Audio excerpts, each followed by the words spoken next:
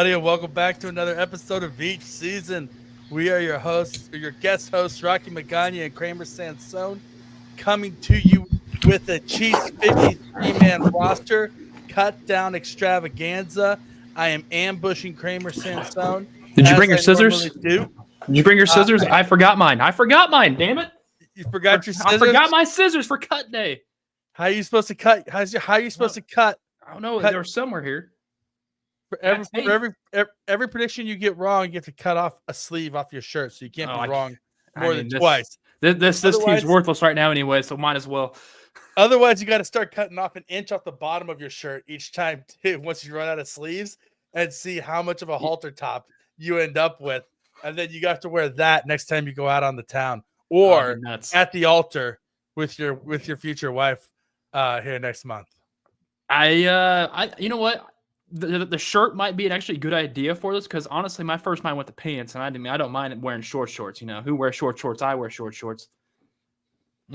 Yeah. So look, either that, you take 4 inches off a pant leg, and so see how high you get up. See if you get anything higher than mid thigh, though, you run the risk of a turtle head poking out the front side. You know what I mean? I do have a Lego piece tattoo on my left thigh. If it goes, if the pants go any further higher than that, there's a risk. Risk is happening.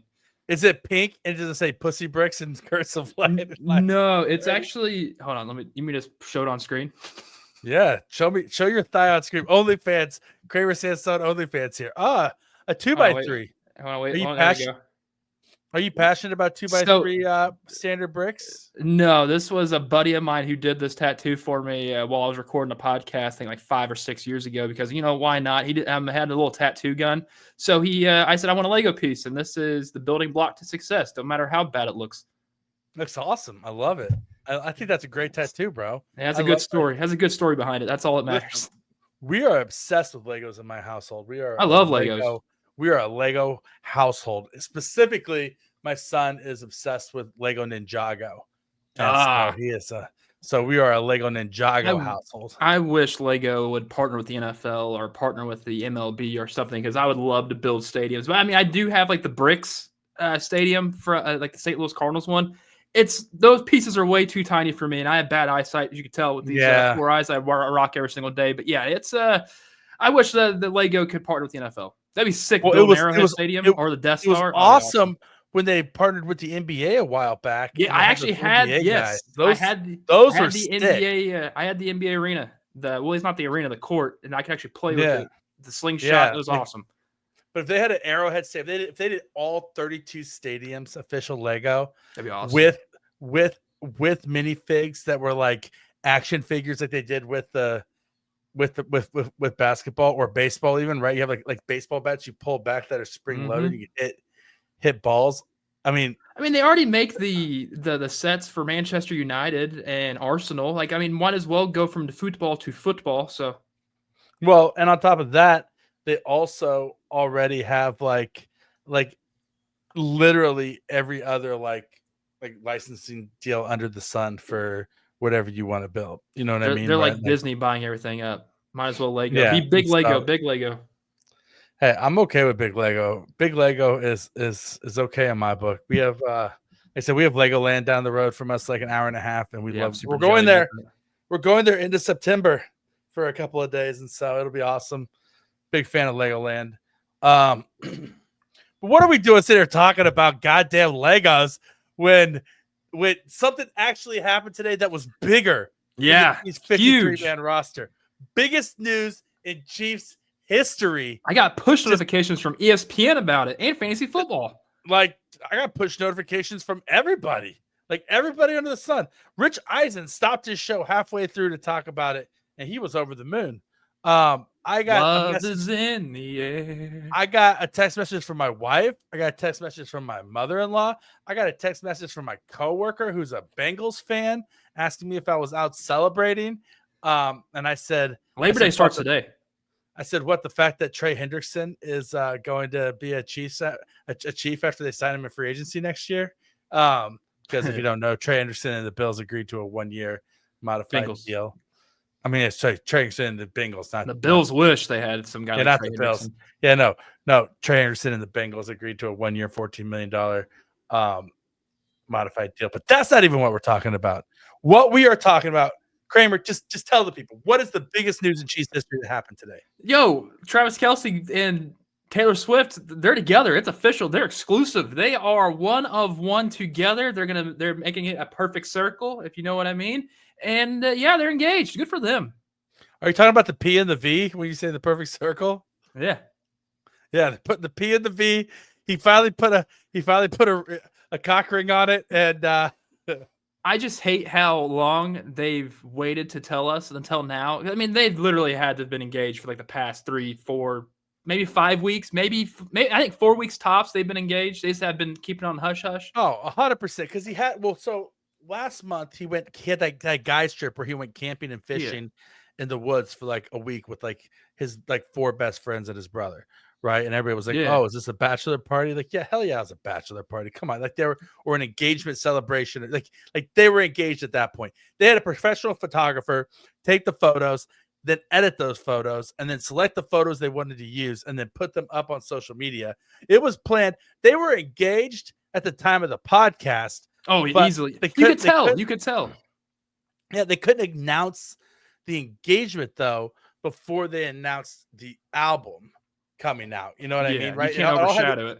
It all had to be staged. Like she had to go on the podcast, get those numbers, announce the album, get that news cycle through, then get the Chiefs preseason done and get everybody hyped up for Travis Kelce's, possible final chase of greatness. And then the engagement comes out, because then that carries you through to October when the new album comes out, right? So it was all planned. It's all planned. It's all very carefully calculated. And that doesn't mean they don't love each other. And that doesn't diminish the fact and the joy of their engagement and them announcing their engagement, because love is in the air and they're a beautiful couple and they actually like each other. They actually love each other.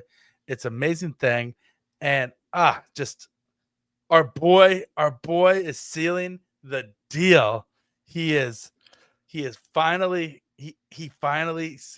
talked to her dad and said, pulled out a ring and said, "Marry me, Juliet. You'll never have to be alone. I love you." And that's all I really know. I talked to your dad. Go pick out a white dress. It's a love story. Baby, just say yes. Do you think Travis actually truly did that? She said yes. I don't know, but I sent you that post from the Babylon Bee that said that ref overturns Travis Kelce engagement, deems that he did not touch the ground when he proposed. That's actually really, really good. But no, I'm super happy for him. I just wish it was Taylor proposing to Travis. I really wish that was going to be the case, because I feel like Taylor could have done that. Well, I feel like maybe it went like Taylor was like, okay, here's my ring. That's going to look really good on this photo that I got. Okay, now you get down on your knee and act like you're handing the ring to me, and then I'll put it on my ring finger, and then we'll be engaged. And he was like, yeah, that works for me. Sure, cool. Whatever you want. Shots? Yes, please, yes. Yeah. You're the English teacher. I'm the gym teacher. And thank you. Get married. He said thank you after it, too. And thank you for agreeing to marry me and for letting me pull somebody way out of my league and way above my weight class. And this engagement, I think, signals that this is Travis's last year. Yeah. If he's going to be husbanded up with a billionaire pop star, you know what? Bravo to you. Like, and imagine this is the perfect scenario for Travis Kelce. You win or lose Super Bowl this year, who cares? You just got engaged to the most.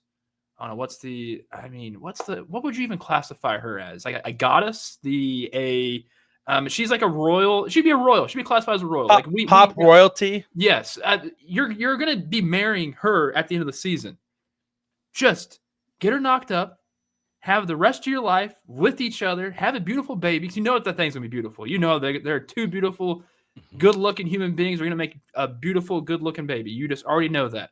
And just retire, dad, man. Just and then podcast yourself that way. Then show up every once in a while to whenever she's on tour. It's just awesome. Star in more Adam Sandler movies if you want. Who the hell cares? It's like pull a Terry Bradshaw. this door for Travis Kelce is absolutely wide open for possibilities at the end of this season because he's the greatest tight end of all time that has ever played. He's won countless number of Super Bowls. I mean, he would like to win more. We all know that. But you know what? If he doesn't, I think he's still solidified himself already as the best tight end to ever play the sport. I sincerely believe that. And then now he has the most pop icon figure of all time in Taylor Swift wrapped around his finger. Oh, 100%. Bravo. Well done, sir. You literally had a crush on her. You showed up to the concert. You weren't able to talk to her, and then you shot your shot, and it worked. And one thing that I thought was interesting that was kind of cool. The coolest thing about all this, I thought, was she mentioned on the podcast when she was talking about when he first was like, "Hey, I want to go out with Taylor Swift," but I couldn't talk to her at the show, and he shot a shot. Was that she said that like immediately after the podcast that she just started getting phone calls from everybody that she knew who knew Travis Kelce also, and they were all just like vouching for him about what a good guy he is, and they were all like, no, you should go out with him because he's a really good dude. It was like Miles Teller, her own dad, Andy Reid. Yeah, Andy Reid, definitely. Yeah, Andy Reid, like all these people who know her were like, and she's known Andy Reid like her whole life, and so which is wild to think. Yeah, and like but they're from Philadelphia, right? They're from Pennsylvania originally. Her dad grew up an Eagles fan, and so it makes sense that once she becomes famous, that their paths are going to cross at some point when Andy Reid is in Philadelphia, and they're going to meet each other, right? And she was younger then, but like it's crazy to think about that. Like it speaks highly of who Travis Kelce is. Because not everybody has that where like somebody randomly says in public, I want to date this person. And then that person's closest like confidants and friends and stuff are like, oh no, this dude's actually a really, really good person.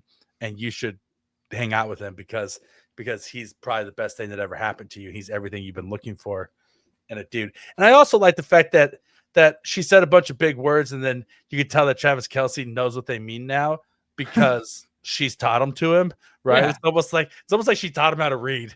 Is what it felt like a little bit. Like they just have vocabulary quizzes on the weekends or something. But I feel like his IQ has gone up at least 30 points since he started dating her, just because there's more books in the house. Well, he doesn't have to worry about just reading playbooks. He can just go straight from playbooks to reading the next, I don't know, Moby Dick or something. I don't know. Yeah. Instead of playbooks and Playboys, he's reading Moby Dick and A Tale of Two Cities. Yep. That sounds about right. Yeah, there it is right there. So I thought we would, before we get into the Chiefs 53-man roster and roster cut down, Dave, which we'll definitely get into. I still don't have my scissors. Because this is the cut down show. Dude, you don't need scissors. What you need, like, there's gotta be something. Kramer, look at me. What you need is a knife. I don't even have one of those. You need a knife. You need a carving knife so you can carve them out of the team and sculpt the perfect team. I've got a chair arm, twister, make it tight, and that's all I got. Look, you got to come prepared. Look, I got a knife. Dude, I swear I had scissors here. I got scissors. You're ready for cut day? Listen, I got a leather strap to sharpen it on. I got the wax for the strap, and then I got a spoon carving tool also. No, that's a toe knife. What do you mean? That's a toe knife. That's a toe knife. And I got a toe knife. And I can just scrape the corns right out of there. Just scoop them out. Right? Especially that's what you do after the podcast every time. This is my I Know What You Did Last Summer Junior Edition meat hook to just toe knife it right out. If you're not watching this on YouTube, you're missing a lot of toe knife based hand gestures from me right now. And you should really get on YouTube and watch them to see. Yeah, make sure you also like and subscribe. Subscribe and comment. Yeah, helps the algorithm. Helps us to be even better than we usually are. Yeah, helps us reach a wider fan base, so that's just not me, you, and a couple weirdos talking to each other every single week. But you know what? If that's the case, at least you're the weirdo I'd rather talk to. If that's all we have, then at least we have each other. Mm-hmm. And I'm okay with that. We're all in this together. Before we get to 53-man roster, I wanted to ask you, Kramer, break it down for us. So in honor of Travis Kelce getting engaged to Taylor Swift, I thought that we could share our own engagement stories. Oh yeah, with the listeners. So do you want to go first, or do you want me to go first? Yeah, let's make this the What's Hot with Krame Dog segment this week of our proposal stories. So I'll go first. So what's hot with Krame Dog? So back in I think it was 2020. I should know this. I should know this by the year. I don't, unfortunately. It's on my Twitter, so if I need to go back and actually look what year it is, I can just go back to there. But we were hiking in Colorado. We were at the Garden of the Gods, Colorado Springs, and it was an early morning hike. I'll tell you what, Rocky. I woke up probably about 3 o'clock in the morning, 4 o'clock in the morning, 5 o'clock in the morning, 6 o'clock in the morning, just super nervous, and I was dry heaving the entire time. Oh, this is not going to be a great day. Because the nerves, butterflies, it was already there just the night prior. But we went on the hike that morning. I was able to down some liquids to make sure we were all good and set, because there may or may not have been some stuff partaked the night prior. And the hike was just beautiful. We ventured off into I guess it really wasn't a trail. We kind of made our own trail in the area. And I told her to look at it was early in the morning. You could still see the mountains over in the distance where the sun's hitting it beautifully. And I said, "Hey, yo, look at that. Look at the mountains over there." I just popped down to one knee. She turned around. She was absolutely stunned and shocked. And yeah, she said yes. And then the rest is history. And then we're getting married here in the next 18 days. Wow. And you didn't even have the peyote shits in your pants from the night before. Yeah, it was all clean. Everything was clean. All clean. Ah, perfect. The crazy thing too was we didn't know how to work the AC, not the AC, the heat, because it was in December. No, wait, it was late November. And the temperature dropped it went down to the teens. We didn't have the heat on the upstairs whatsoever, this Airbnb, because we didn't know how it worked. And happy the pipes didn't freeze in this Airbnb, but it was at maybe 35 degrees while I was in that toilet area. It was freezing. That's all I remember from that, minus the of course, me popping the question. I always remember that. But everything else, I will not forget that day whatsoever. That's awesome. Went to a local taco truck after that too. Pretty sweet. Oh, nothing says engagement like tacos. Yeah, I know. Yeah, that's beautiful. What about you, Rocky? I love it. So my engagement story. So at the time, my wife was studying in Dublin, Ireland. She was getting her master's degree at Trinity University. She's from Tampa, but she was living in Ireland, getting her master's degree, and I was living here. And we had been talking. Obviously, we knew we were going to get married. We've been dating for 3, 4, 5 years by that point. And we're just doing the long distance thing, which people who say long distance can't work out. It works out if you want it to work out. There was never a question of if it was going to work out between us, because we had both just decided that this is my person and we're just going to get married someday. And so there was never any sort of oh, this isn't going to work because we're far apart kind of thing, because there just wasn't that idea in our minds at all. And so back when we first started dating, though, she had mentioned to me that she didn't want a diamond ring. She wanted a morganite center stone, which is a pink stone, right? And so me being my ADD obsessive self got into this crazy huge tunnel online where I literally looked at every single morganite ring on the internet and had 1,000 tabs open on my computer trying to figure out which is the one that I should buy for her. And for months, thank God she was out of town and she was living in Ireland, because for months, my computer tabs were just tabs of I literally looked at every single morganite ring I could find on the internet at least 50 times, going back and forth to all these different websites and everything, until I finally decided on the one that I thought was A, the best bang for the buck, but B, also the cut that she wanted, the size that she wanted, it fit everything she wanted. I thought it looked the coolest too. And the cool thing is because with the morganite center stone, you're saving a little bit of cash because they're not as expensive as diamonds. I was able to get her a platinum band, right? And so she has a really nice platinum band on her wedding ring.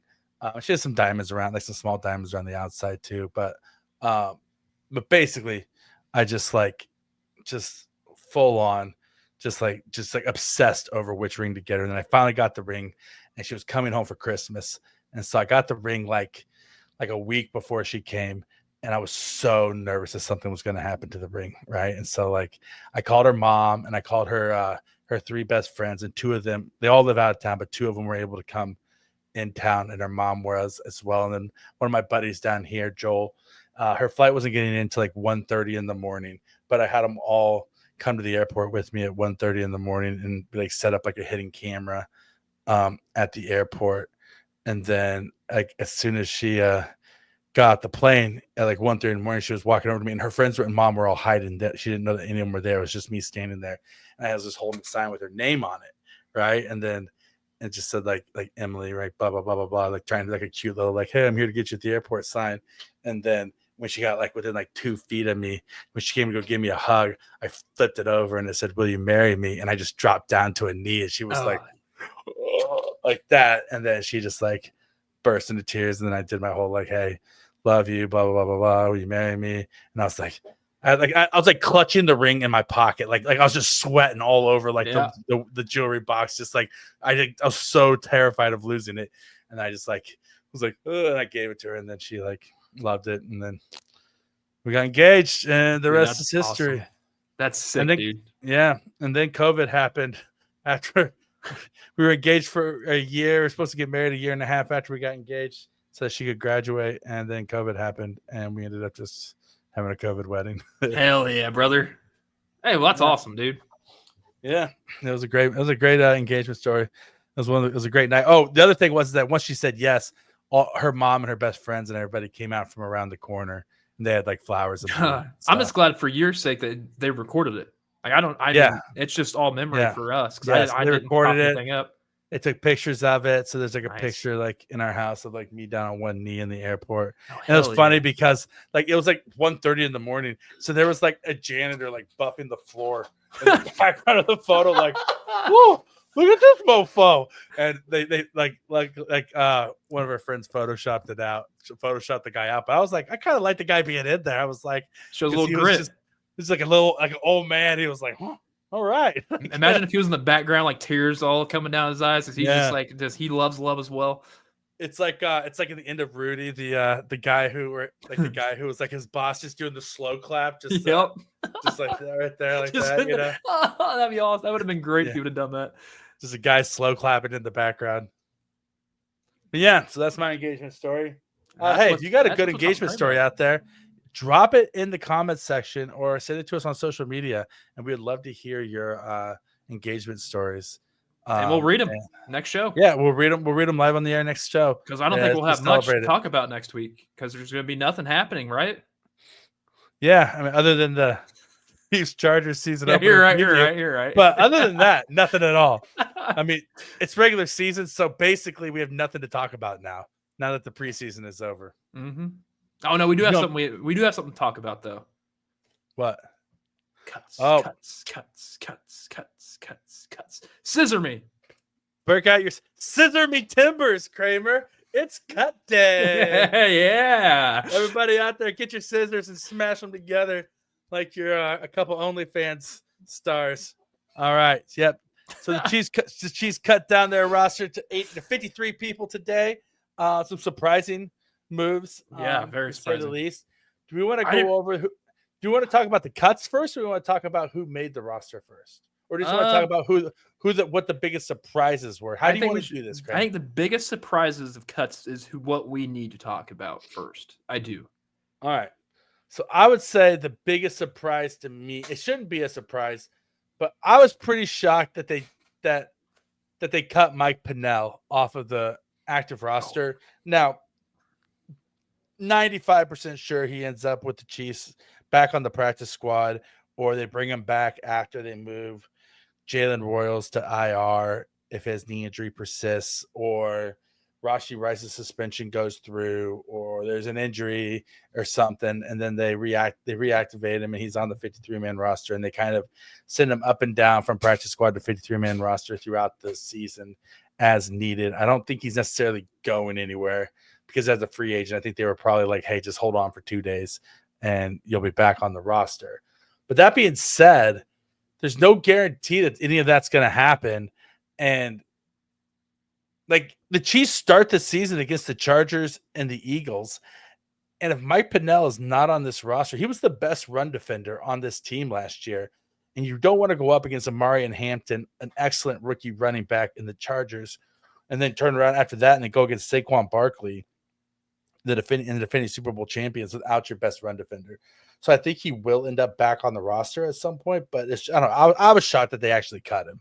Well, I mean, even for my sake, because I thought Jerry Tillery would be on the outside looking in, and he made the roster, but I guess he turned heads in camp more than what Pennell did. Also, I feel like this shows the hand that the Chiefs absolutely love Omar Norman Lott a lot, especially if Pennell got released. So at least you can take two positive out of this release, but I do think he's at least a late November, early December signing. Even if he hits free agency, he'll be back on this team at some point. It's kind of like how we saw with the trade of Derek Nottie. He's back. So, I mean, like you said, I mean, Nottie's probably acquisition probably forced the hand of, all right, we got too many cooks in the kitchen. Let's get Pennell out, and maybe we might retender it later.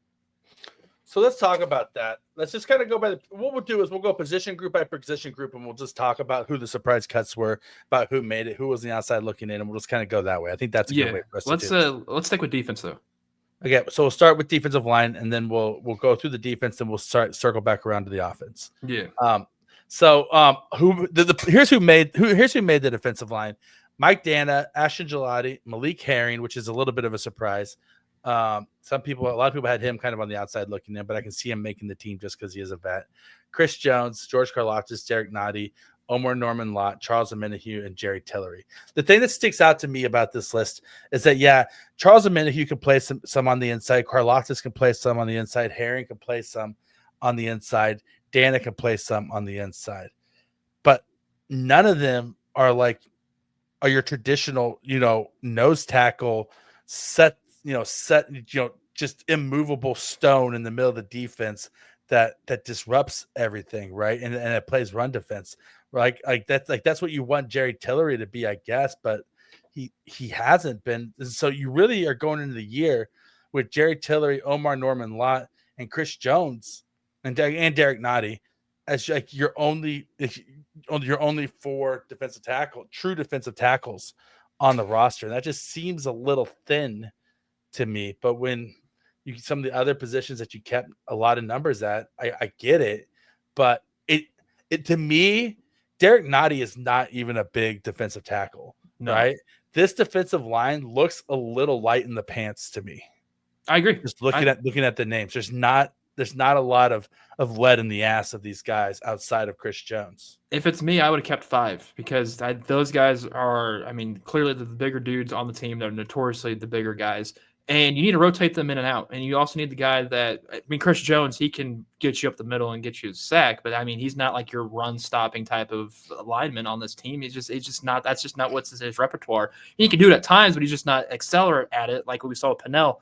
I think they should have went 4 defensive ends rather than having 5 defensive ends on this team. So you would have kept Pennell on and got rid of Malik Herring? Yeah, that's what I would have done. Yeah, I think I probably would have gone that route as well. Because Chris Jones can play the outside if you need him to play the outside at some point. You can interchange 100%. Some of those guys. It's just hard to do it now with 4. As far as guys who can shift to the edge, you got Charles Omenihu, George Karlaftis, Chris Jones, Malik Herring, Ashton Gelati, and Mike Dana. You have 6 guys who can play on the edge. And let's be real, if you need Omar Norman Lott to play on the edge, he actually can as well. Right. And so, it's I don't know. I feel like they needed more girth in the middle of the line.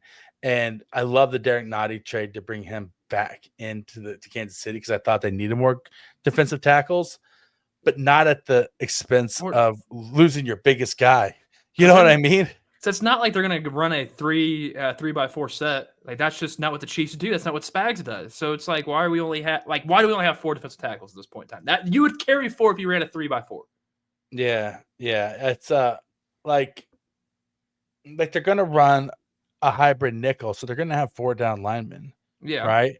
If anything, it makes less sense for them to carry 6 linebackers, which we'll go to the linebackers now next. It makes less sense for them to carry 6 linebackers than it does for them to only carry, 9 defensive linemen.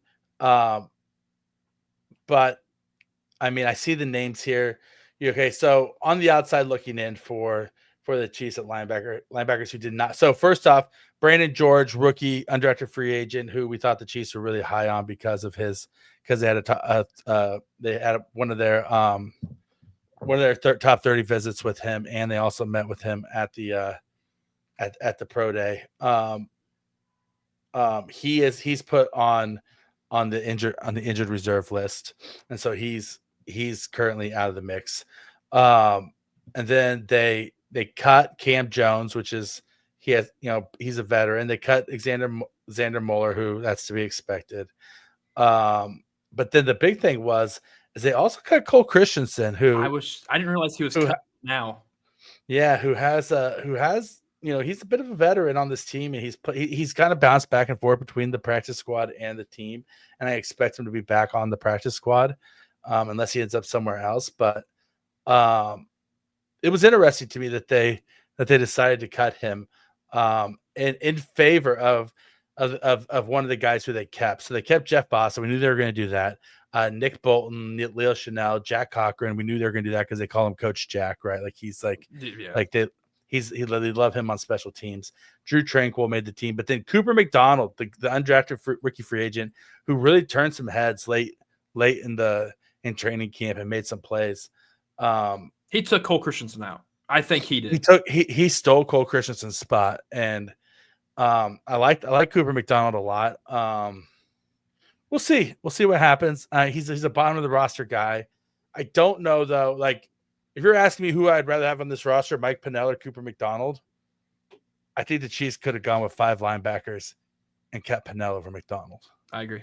I absolutely agree. But what's even more insane is the Rams today cut Chris Paul Jr., who, in my opinion, was a top 100 prospect coming out. Like he had the range of Jeff Bossa, but he can actually tackle. And apparently had a crap training camp, so that's the reason why he's gone. Allegedly, but there's also videos out there of their DC at a press conference saying, like, when he's on the field, he commands your attention and he pops off the film every single time he takes the field. Yeah, but is that also their coordinators like trying to like fluff him up a little bit to get their to boost their ego up or boost their mentality or try to at least have them even more perform out there during training camp? And if that was the case, they're trying to get him, it's like, hey, you got to keep going like this. He's good. He's a stud. I'm watching every single time. But if all the eyeballs are out there watching him and he sucks, they got rid of him. Kramer, what do you know about being a fluffer and sucking? I mean, I know that if you put those two things together, you can get some triple X's going going on. But you've been doing a lot of fluffing and sucking in your day. Nope. Can't say I have. You're missing out. It's an easy way to make a buck, my friend. Oh, easily. Okay. I mean, I am unemployed at the moment. There's harder ways to keep the lights on than fluffing and sucking your way to food on the table. Yeah, I mean, listen, I don't know, like morally I can't do it, but that's me. Maybe you got to put a dick in your mouth. No, that's not happening. That's not happening whatsoever. I'm good. Nope, I don't care how much over your wife's head or a dick in your mouth, Kramer. I will figure something out. I'm not having a real man, Kramer, does what he has to do to provide for his family, no matter what. This is like the glory hole in the men's restroom. 99% of the time, it's a dude's dick going through there, another dude on the other side. Hey, just pretend it's a girl. Can't do it. How you can pretend it's a girl with a dick in your mouth? Always Sunny reference, people. Always Sunny. Don't think we're weird. No, we're definitely weird. Yeah, we're very weird. But no, I'm not having a dick in my mouth. I'm good. I mean, listen, someday you're gonna have children. There will not be a day where that's even close to being possible. It's gonna be the holiday season, and your son's gonna walk up to you and say, "Dad, I really want a Nintendo Switch for Christmas," and you're gonna say, "Oh, but the credit cards are almost maxed out." I'm just gonna say, "Here you go, son. We'll use it anyway." The heater is broken. I don't have money for little Janie Sansone's Sansone's. What are you trying to say? Janie, your daughter. This is your daughter. Also, your daughter also in the scenario we don't have money to get her an ugly sweater for the Christmas pageant. All right, let's move on. I'm not trying to think. This is not a good analogy. Let's move. Come on, let's go. Let's go to the corners, Rocky. Come on. And I could just make some quick cash by by fluffing and sucking a little bit. It's not me. It's not me. You would not suck a dick to create a Christmas miracle. No. To bring Yuletide joy to your children's faces. You know why, you Rocky? would not suck a dick for that. You know why? Because fuck them kids. Fuck them kids. I don't know them. Heck, I'm not even having kids at my wedding. Do you think I want to give presents to kids? I'm good. Yeah. Well, if we don't get canceled, this is it. This is the show where let us know in the comments section if it was Christmas time and you had no other way to get gifts for your kids. Would you suck a dick to give Christmas presents like Charlie's mom used to? Wow. Santa, did you fuck my mom? Santa, did you fuck my mom? Listen, if it's good enough for Charlie's mom, it's good enough for me. R.I.P. R.I.P. to the GOAT. All right. Anyway, moving on to the defensive backs. It's a hell of a transition. We've got to be the only Chiefs podcast that talks about sucking dicks and fucking Santa Claus while talking about the Chiefs 53-man roster. Veach season, baby. Veach season, baby. All right. So what's the biggest shock to you with the defensive backs on either who made the team, who didn't make the team? Mike Edwards. Mike Edwards. I'm actually very shocked that Mike Edwards is released. It's not like I know that. I mean, Christian Roland Wallace had a great training camp, so I understand why he's able to take that spot. But Joshua Williams did not have a good camp whatsoever. I get it. One's corner, one safety. I understand, but they have 5 corners that they're running with this season and 4 safeties. But you can put Mike Edwards in at corner if you need to at very last resort, because you're not going to see. I don't think you're going to see Josh Williams as much as we would like to think this year. And also, is Christian Fulton going to be ready for week 1? Yeah, I think he is. You think he's going to be full blown 100% week 1? He's going to be flying around the field. I think he will be. The way he was playing against the Bears, I think. I didn't watch much of the Bears game. Oh, dude, he looked awesome. Good. He looked absolutely awesome. But no, Mike Edwards being released shocked me. Yeah, Mike Edwards being released was a shocker to me. Josh Williams making the team was also a shock to me. I definitely had Mike Williams more on the inside than I did Josh Williams. I think Josh Williams only made the team because Najee Johnson is on injured reserve. Right? Okay. If Najee Johnson isn't on injured reserve, that Josh Williams isn't on this team. And I think that if Najee Johnson comes back from IR, that Josh Williams is gone. Right? I think he's one of the first people off in that secondary. Do you think Melvin Smith Jr. is going to be on the practice squad? I do. I think he has a chance to make the practice squad for sure, just because they like his athleticism. I think Kevin Knowles also has a chance to be on the practice squad. Also, going back to defensive line really quick, I forgot to mention second cousin Nate Matlack was released by the Chiefs today as well. Nate, we're proud of you. You gave it your all there in the preseason. Made some nice plays in the fourth quarter. Got to live out a dream. Don't know what else to say, because other than this may have been the expected outcome, but regardless, you got to live the dream for a couple of weeks, and we're hellaciously proud of you, young man. So good job, man. Hopefully he makes the practice squad. If not, hopefully. I mean, he would make the USXFL. That's what the name is now. Yeah, easily 100%. He'd be a stud there, actually. Yeah, he would be. He's awesome. Anyway, back to defensive backs. It's so looking at it, Chamari Connor, Brian Cook, Christian Fulton, Jaden Hicks, Trent McDuffie, Chris Roland Wallace, Jalen Watson, Joshua Williams, Noah Williams. Outside of Joshua Williams, you feel pretty good about this secondary. Yeah, for the most part. Christian Fulton being healthy just changes the entire complexion of this secondary. He looked so physical and just getting after it, and awesome tackler. He looked like he was trying to make a point and a statement out there against the Bears. And if you have him paired with Trent McDuffie and Jalen Watson this year, you got to feel good about your starting secondary, especially with how great Jaden Hicks has been playing.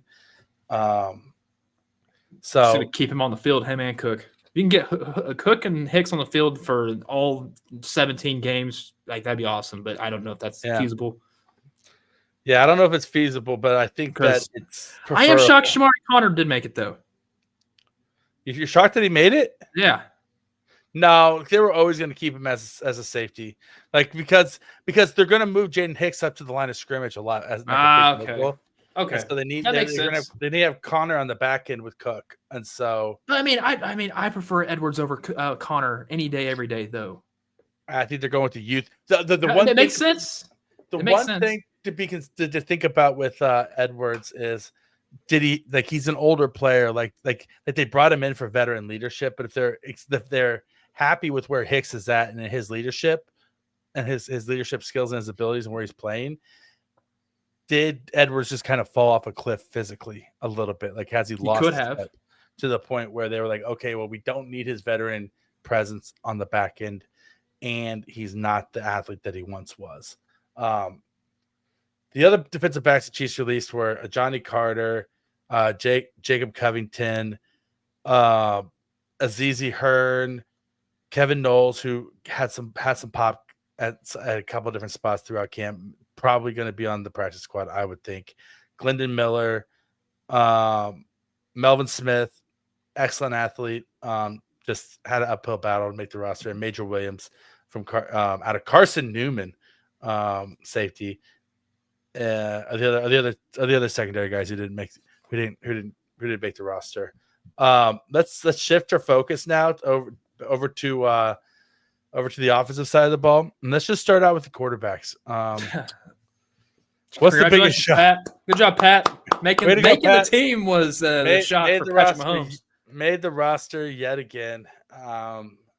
Obviously, Chiefs only kept 2 quarterbacks. We knew the Chiefs were only going to keep 2 quarterbacks, and we knew who those 2 quarterbacks were going to be since the moment that Gardner Minshew signed with the team. So it was always going to be Mahomes and Minshew. Zappi and Olajuwon may both make the practice squad, may both be on the practice squad. I don't see any team lining up for Bailey Zappi's services after the way he played in the preseason. Yeah, no. I don't even think he even makes the practice squad here. Yeah, the only reason why I think he would is because maybe he knows the playbook and they can use him for the scout team. There's still a lot more better quarterbacks that were just released that would fill a better role than what Zappi brings to whatever they were going to do for practice squad purposes. Like Hendon Hooker's out there. Get Hendon Hooker as a practice squad guy in the Chiefs uniform. That would look pretty sweet. Yeah, but you already have kind of Chris Olajuwon to run like the Lamar Jackson snapped when you're getting. You can never have enough. Yeah, but you have a limited practice squad. Yeah, but I'm just saying, if you rather have Hendon Hooker or Bailey Zappi, I'm doing Hooker over Zappi on a practice squad here in Kansas City every single time. Fluff and suck, and you want a Hooker. Okay, got you. Veach season, baby. Veach season, baby. Moving on from quarterbacks. We don't need to spend any more time on quarterbacks. Running backs. Any surprises there other than we predicted it? We predicted that Carson Steele was not long for this team and that the Crocky J was going to get crockied. Yeah, Elijah Mitchell making the team. I'm impressed by it because there was a lot of rumblings that he wasn't going to make this team. But Carson Steele, we found out earlier in the day before the cuts that's happened that he was gone. So no more Crocky J. He can't be spreading that around here in Kansas City anymore. Yeah, you can't be spreading the Crocky J. Rest easy, ladies of Kansas City. Yes, you're right. Oh boy, you're is Pop the number one? Crocky J free for the next season. That's good. Is Pop gonna be the number one? Yeah, Pop's gonna be the number one, 100%. And he looked good against the Bears. The Chiefs looked good in general. The Chiefs' first team looked awesome against the Bears. Yeah, I'm surprised Elijah Mitchell was healthy and held up long enough to make the team. We're not shocked that Carson Steele didn't make the team just because he was taking carries deep into the fourth quarter, and he didn't look impressive at all this training camp or this preseason. He just kind of looked slow and lacking power. Michael Wiley, the other running back out of Arizona, also was released. Didn't really make any kind of buzz. It was just kind of a camp body. I want to see everybody who was released across the league, though, at running back, because I have to believe that there's a running back out there that the Chiefs could use over Elijah Mitchell or just to add into the mix. Would you have Deuce Vaughn? He got released today.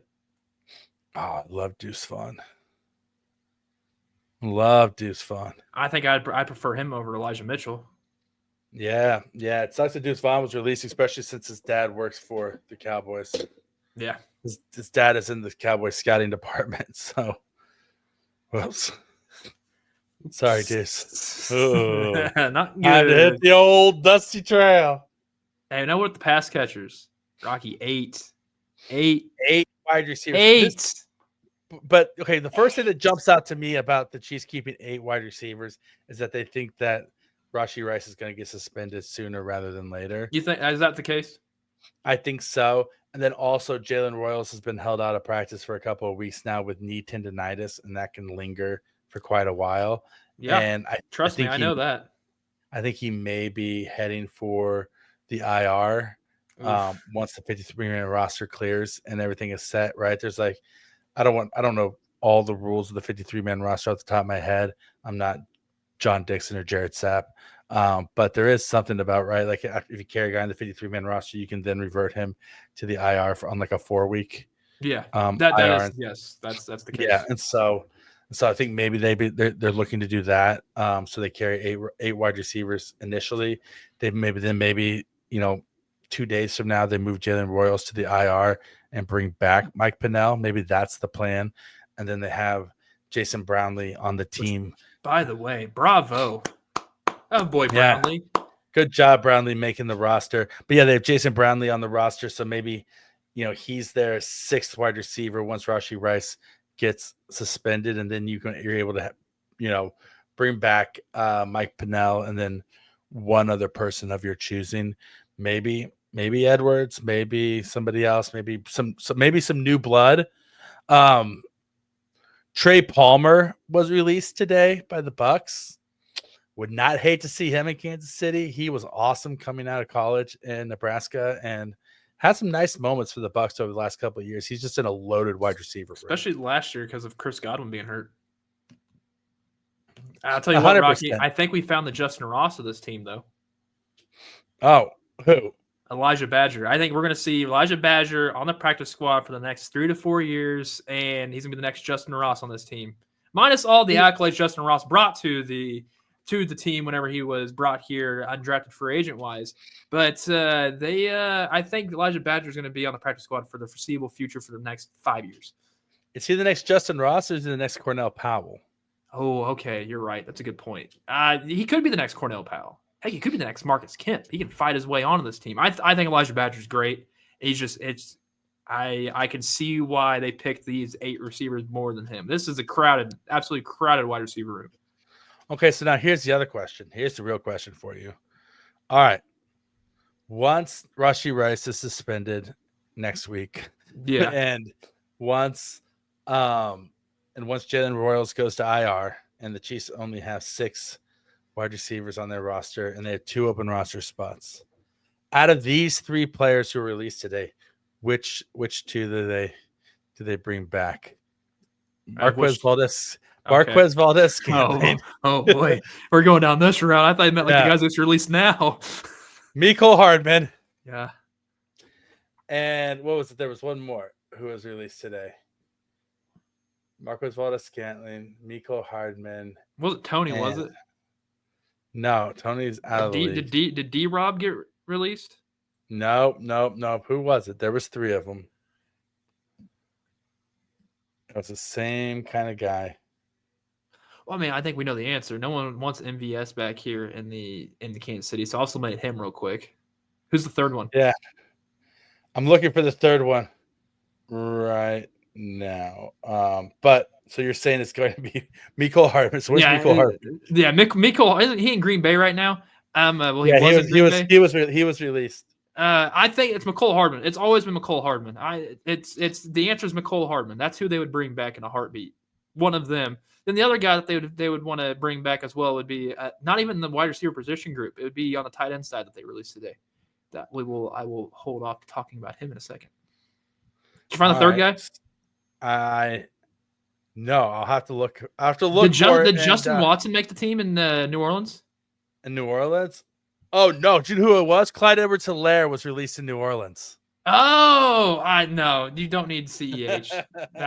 We've installed that experiment happened here once. I'd love to have CEH come back and be a nurse somewhere here in KC. That'd be awesome. Yeah, maybe have him be on the medical team for Kansas City. That'd be awesome. Heck, get him out there on a team that he's the not the first responder, but I mean, an athletic trainer or something. And maybe if that goes around his route of, there you go. I was talking myself into the hole at this point. Let's see. So Justin Watson was playing for Houston, right?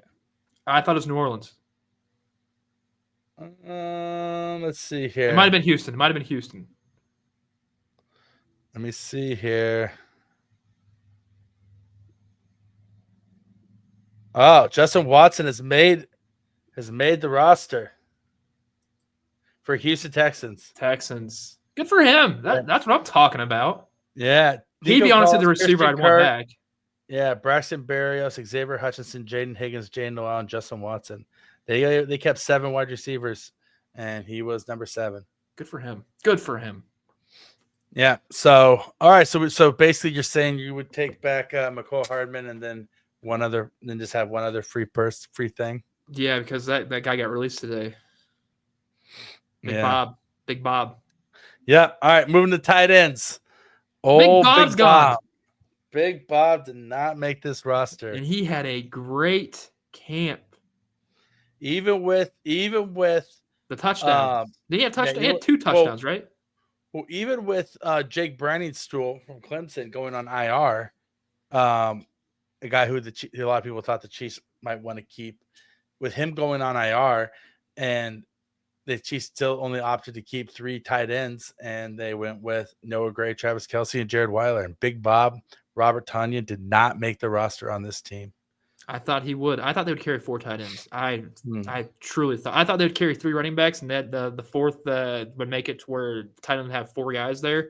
But I guess that wasn't the case. Brett didn't see my vision. So you think that the Chiefs bring back Robert Tonyan if they move? Yes.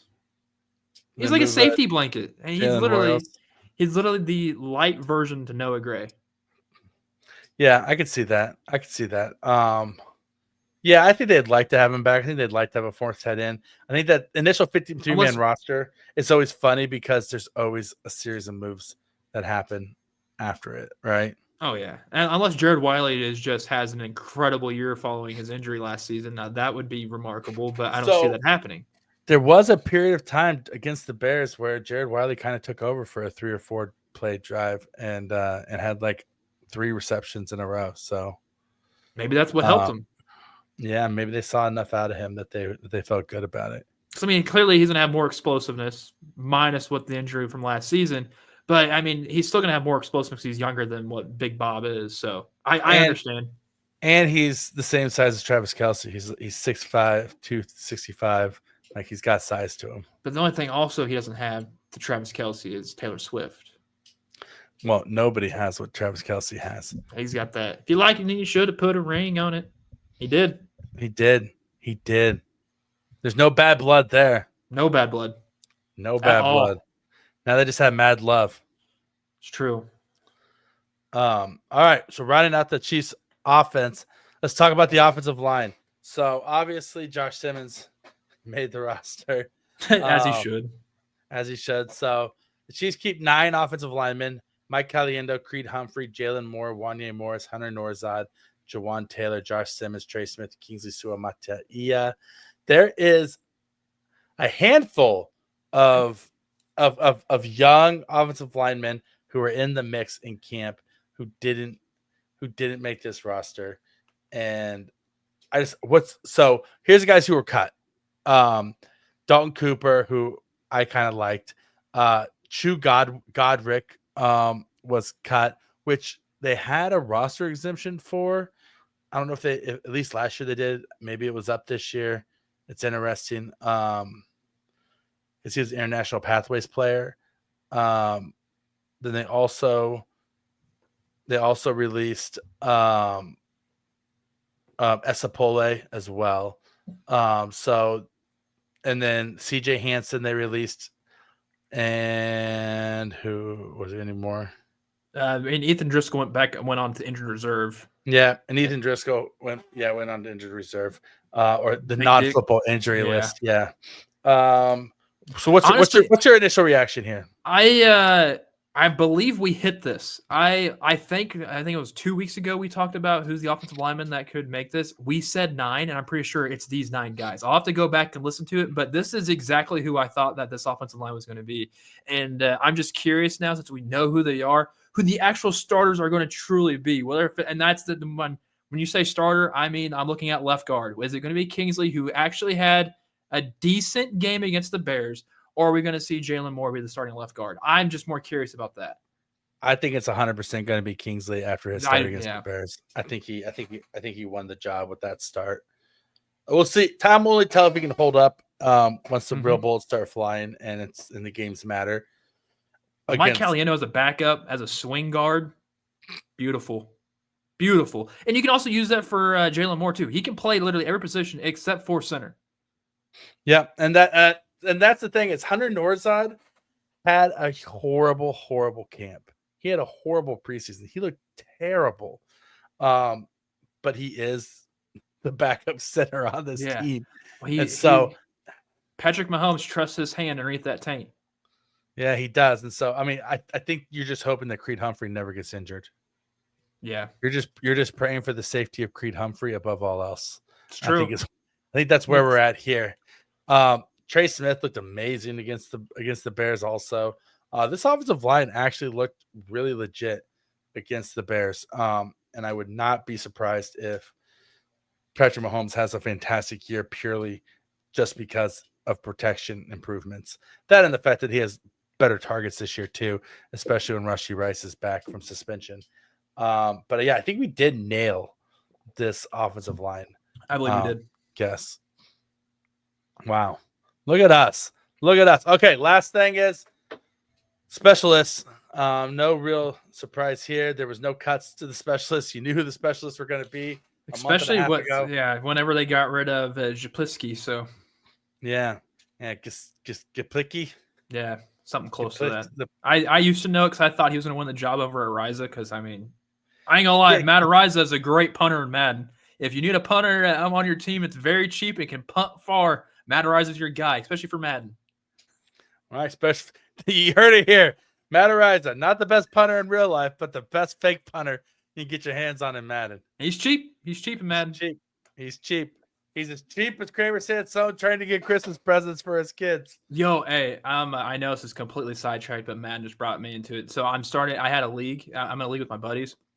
And on the Falcons, we did a wheel spin. So I got the Falcons. I rebranded them to the Tijuana Flaming Pepper just because of the Always Sunny, the Flaming Pepper episode, because that's what that's what their code name is when they were going on in their ambulance.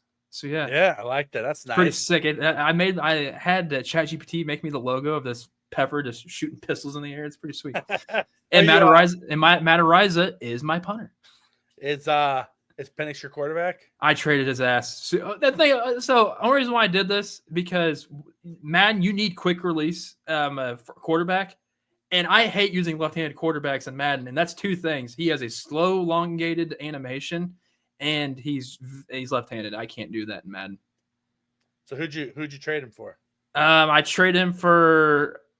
We simulate the first full season, so I basically picked up a guy from Los Angeles that was from Baltimore that was a random. He's a hidden development. So I sent Penix to Cleveland to give them a quarterback because they had Shedeur Sanders there. So I was like, you know what, you give me your first, second, and third round draft picks, I take that. Then I get the guy from Baltimore. Everything's all set in stone. Also got is it Nate Wiggins the corner there?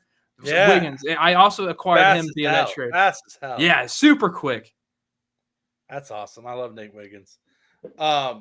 So speaking of the Sanders family, it was all over social media this week that Shedeur Sanders was done wrong because they gave him a crappy line.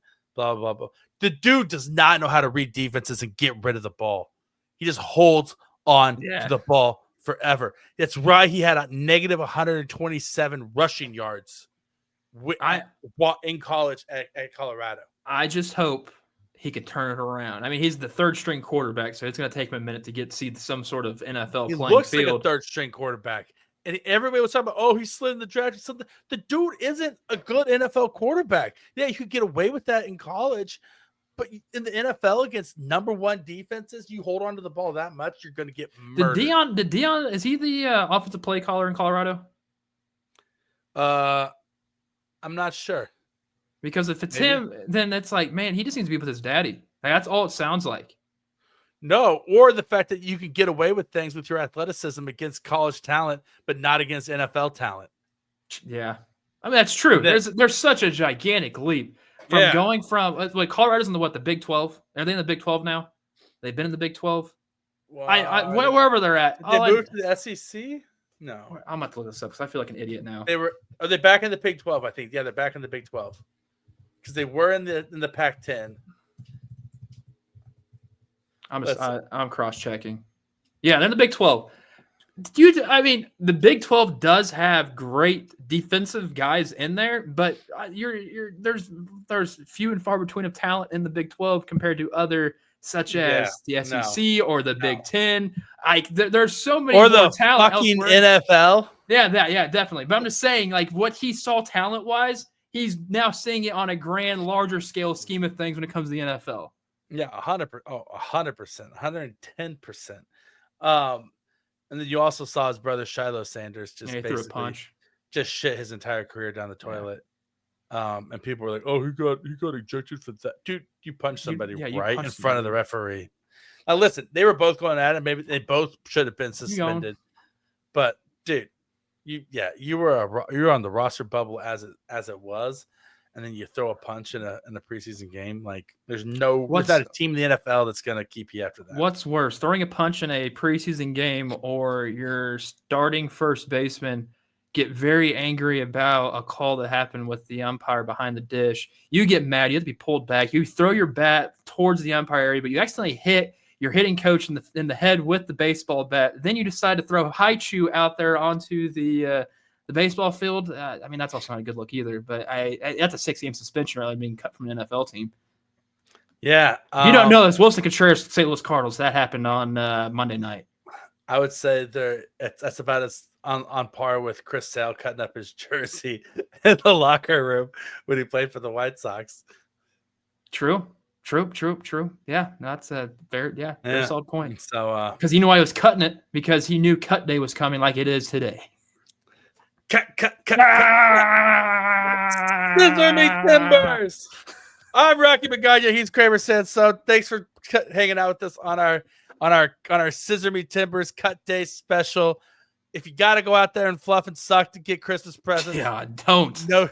No shade, no shame. Do what you got to do to put food on the table. That's bad. And take care of your family. We love you guys. We'll talk to you soon.